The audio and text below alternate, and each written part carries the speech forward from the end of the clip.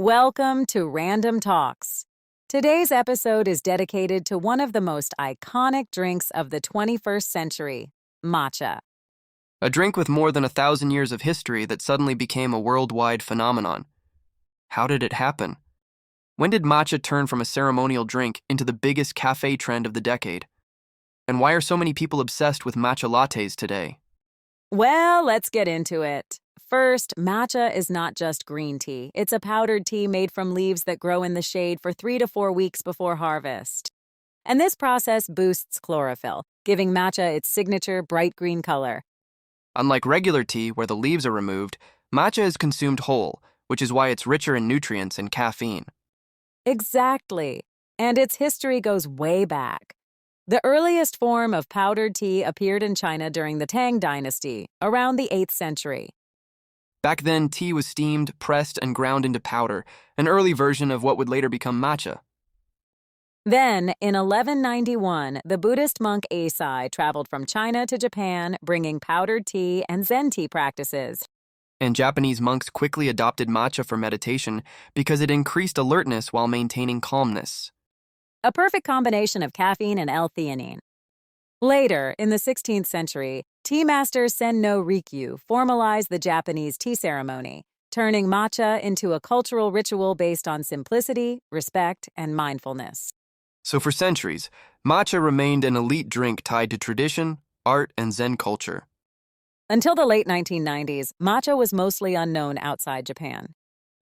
But around the early 2000s, Japanese cafes, travel culture, and culinary interest began spreading matcha to the US, Australia, and Europe.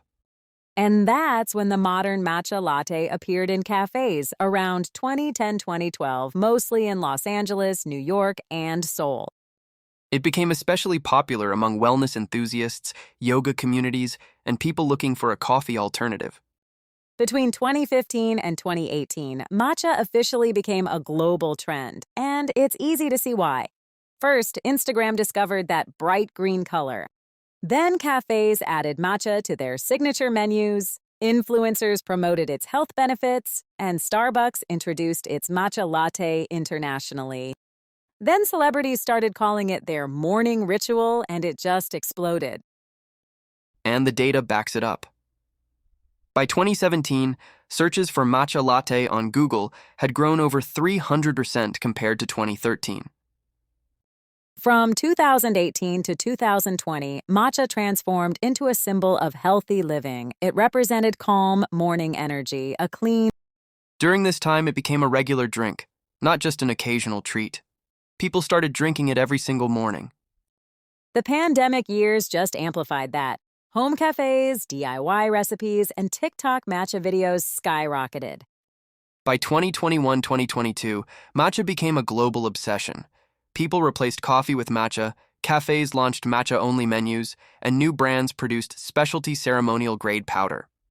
Today, matcha is at the peak of its popularity. People consume it in the morning, between classes, during work, as an afternoon pick-me-up, even before workouts. It has become a lifestyle, a routine, and for many, an emotional comfort drink. Matcha is no longer just tea. It's a trend, a culture, and one of the most influential drinks of the modern cafe era. From ancient Chinese dynasties to Zen temples, and from Japanese rituals to Instagram reels, matcha has traveled across more than 1,000 years of history. And today, it's one of the most iconic drinks of our generation, a daily ritual for millions of people around the world. Thank you for joining us.